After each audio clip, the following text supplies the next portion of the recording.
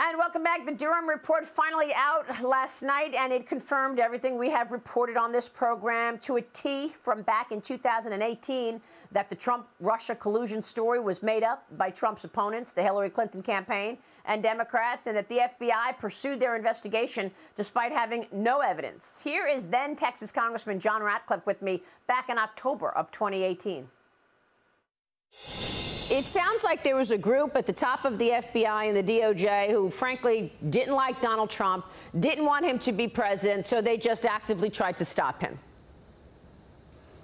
Well, I think that's a fair summary. The same folks that prejudged Hillary Clinton's innocence, prejudged Donald Trump's guilt. Yes, and former President Trump reacted to this last night, calling this a, quote, treasonous charade started by James Comey and the Democrats, adding they must, quote, pay a heavy price. Joining me right now is Utah Congressman, member of the House Appropriations, Intelligence and Select Committee on the Weaponization of the Government. Chris Stewart is here. Congressman, great to see you. Thanks very much. You've got your role on all of these committees, which is super important in the face of this. What's your reaction to the Durham report this morning? Well, as you said, Maria, it's what we've been saying for many, many years. I have to go back to when I first realized this. Going down to the FBI building, this is probably 6 years ago now, reading the FISA report on Carter Page, and I'm not an attorney, but I could read that and I just knew this isn't true. There's no way in the world that this could be true. And as we now know, they knew it wasn't true. They even briefed President Obama, hey, Hillary Clinton's going to do this, and these accusations she's going to make are not true. And yet, look at the outcome that we've had. The many, many years of anguish the nation has gone through for Director Comey, who, by the way, hilariously, teaches a course in Virginia on ethical leadership. But Director Comey and the other people around him who put forward this farce because, as you said, not only did they not like President Trump, they hated President Trump. And they frankly just wanted to destroy him, regardless of the cost to the country. Well, I mean, I've got to be honest. I mean, it's not really hilarious for those of us who have been reporting on it and having the courage, like yourself, to come out and say that this was a lie and then got, attacked and slandered for it in the media. So what happens now? I mean, where's the accountability? You talk about Comey teaching a class. You've also got Peter Strzok and others out there on CNN and on MSNBC. With an open mic, talking about whatever they want to talk about and painting it the way they want to paint it. And then you've got the people who abuse power, like Jake Sullivan, in a top job in the Biden administration. So what are you going to do about it as an elected official? Well, and that's a great frustration that most people feel like. They can look at this and go, okay, look, people made mistakes or they were maliciously, frankly, unethical and probably illegal or should be illegal, but where's the accountability? And that's the great frustration that so many of us feel, is that there is no accountability.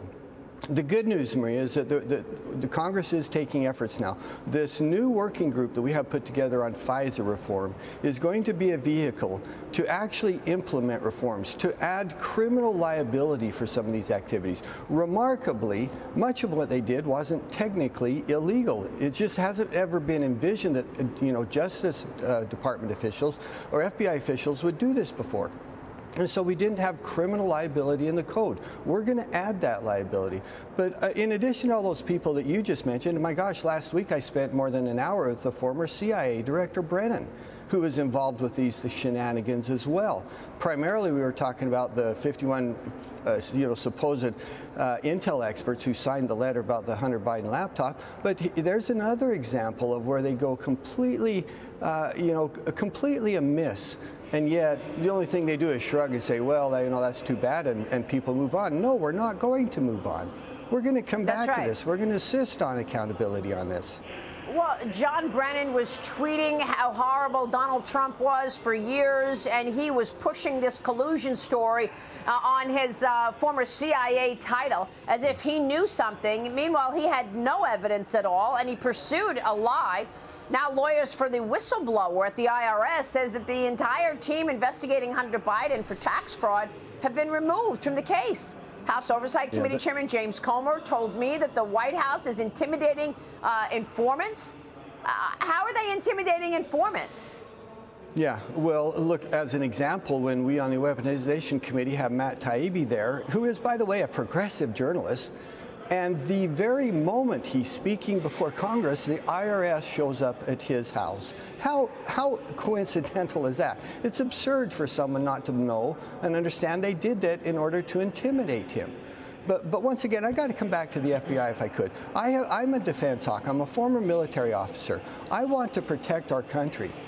But when people say it's time to disband the FBI, to delegate those authorities to others such as the U.S. Marshals, there's a growing number of people in Congress who begin to feel this way. And the reason being is, as we go back to accountability, they look at what they've done in the last 10 years. My gosh, you could go back to Martin Luther King and them blackmailing Martin Luther King. And then we ask, well, are they going to do it again in 2024?